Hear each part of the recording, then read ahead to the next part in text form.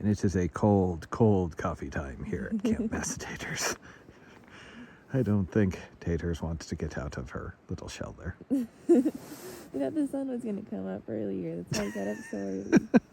Uh-huh. Yeah, you really look like you're up right now. Yeah, I made coffee and breakfast. And it is a cold, cold morning here. So today is the big one. We are backpacking in for one night, trying to do Emerald Peak, which is so obscure that the permit lady had to redo the permit twice because she kept going, oh wait, you're not going, oh, nobody goes there. Why are you going there? That's cool.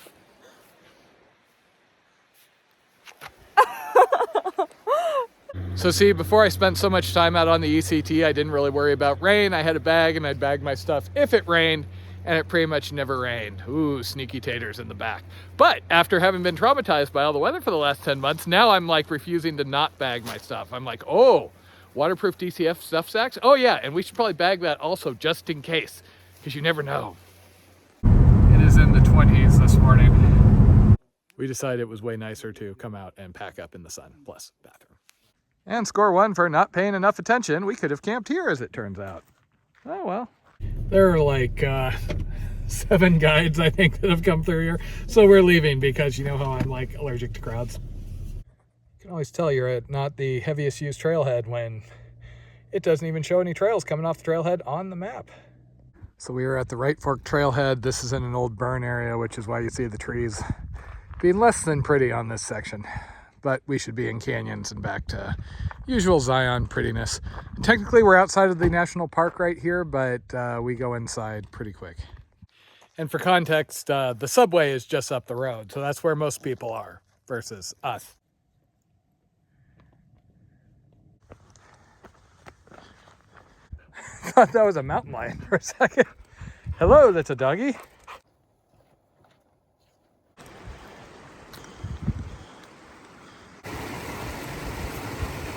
Oh, well, that wasn't fun.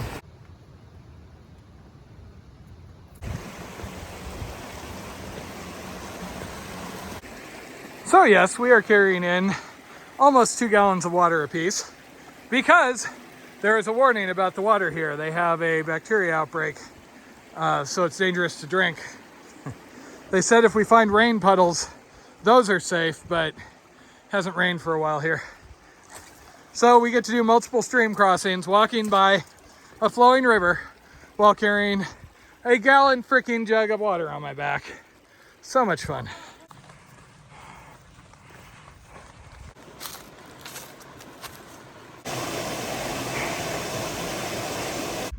Okay, and now we're going up Trail Canyon.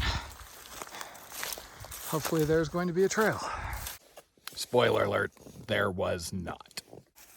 So the guide description described this as a dirty canyon where you can't really find optimal ways through. So, yay!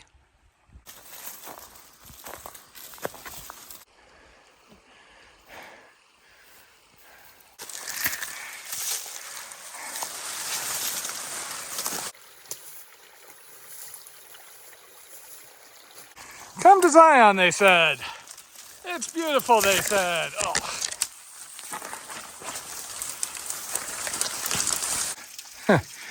So much for it being a dry fall, huh?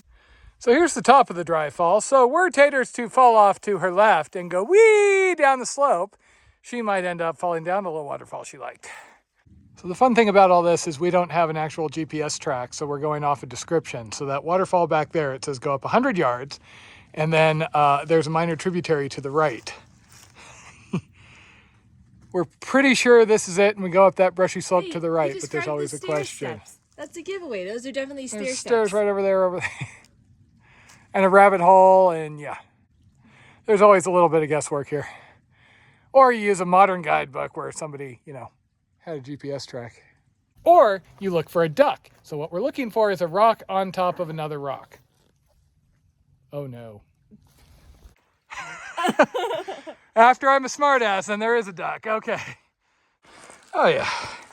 Easy grassy slope. Are you feeling the easy grassy slope there, Blondie? I think the easy grassy slope was later. Okay. Finally getting some views back the way we came from. Okay, well, that was fun. Now we're up here with the sheep prints. Oh, you're climbing right into the sun. And you're mooning us. Oh, yeah. There's your tater butt shot. Join our Patreon for more. And there, Tater's rear end once again disappears down into the hole. She likes these because while she's short and water crossings are bad for her, these are really bad for me.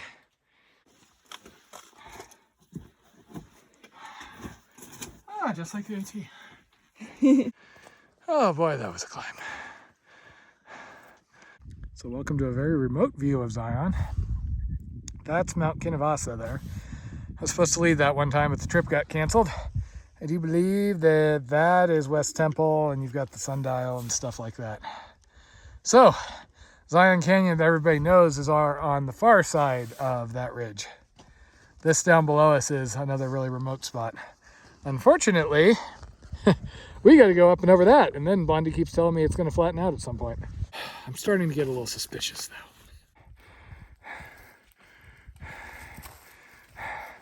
That's Cougar Mountain over there.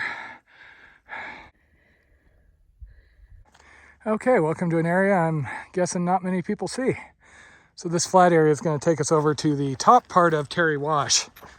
And of course there are the guardian angels that I like because I have led groups up them before. They're sweet climbs. It's only small parts where you think you're going to die. It's really like run out slab that's kind of crumbly. And as a leader, you have to go set the rope for the participants. And so it's like if anybody dies, it's going to be you.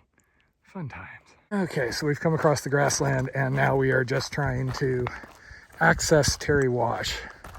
There's a big cliff band underneath us and the guide description is really, really vague in this spot.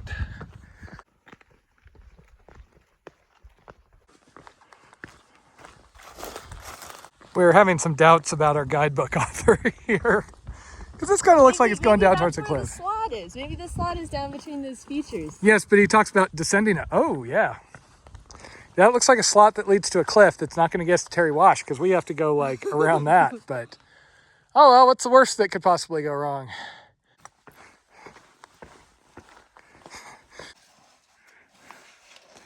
Yeah, it probably looks like you're just being all sorts of wimpy. You're like, oh, I could go down that. Why is she butt scooting? Okay, well, that's a little too nasty to go down, so we think it's basically this.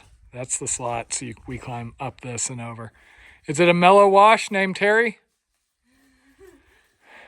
Would I think it's mellow? Okay, so after an interesting bit of third class where Taters tried to kill me by going up something I couldn't. Hey, that was a good route. Uh-huh. What I did was a good route.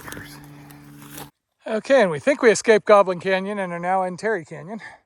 We think. We got all excited thinking that was our peak, but no, that's the Bishopric, something like that. Ours is going to be around the corner, and we have to pass the Hamster.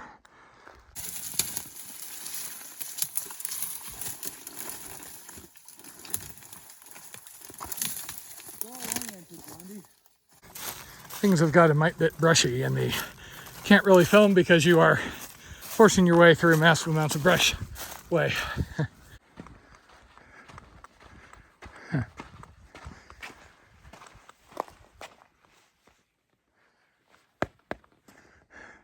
Frozen solid. I'm filming you being happy, showing your inner little kid playing on the ice. My inner little kid is tired and in pain. Okay, so this is the Slick Rock area above Terry Wash. That's the Hamster straight up ahead. We're going to take a look. There should be a pond here. It's going to be dark within maybe 45 minutes, so we might end up camping here and climbing the Hamster. Emerald's still a couple of miles back, and days are so damn short right now.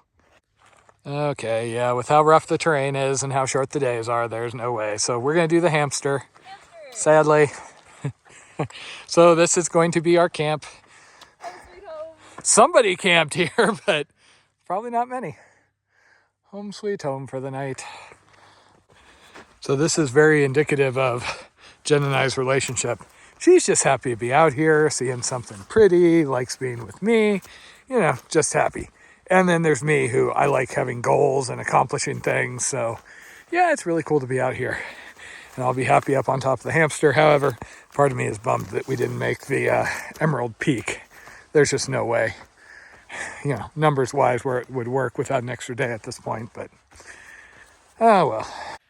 This is why it works out where, I go do the Florida Trail and the rest of all the stuff, and then she just comes for part of the AT or the PCT. She had thought about doing the PCT before I met her, but she was just going to go do the pretty parts, go to the Sierra and up into Oregon. And it's like, that's wrong. No. If you're going to do it, you gotta do the thing. I actually think that's maybe why through hiking works so well for me, because the progress is always just, forward. And okay, if I don't make my mileage goal for the day, at least I'm still making progress. It's not like a peak where it's either, you make it or not. It is cool. We have our little private corner of Zion here. Oh, that doesn't suck too much. And if the entirety of Zion wasn't on a warning not to drink any of the water flowing down any of these creeks, we would have had plenty of water here. Yeah, it's a little tanniny, but come on, didn't kill me in Florida. Okay, whoever is responsible for remaking the mountain house meals to only have like a wimpy amount of calories is a really bad person. She's got a decent one that actually has how many calories? It's yours? 930. And mine is 440. Yeah, it's not even enough for Blondie over there. So yeah, the Mountain House lasagna used to be really awesome and cheesy, and it would encase your spork in cheese. Now, not so much. I don't know what they did, but they ruined the best Mountain House.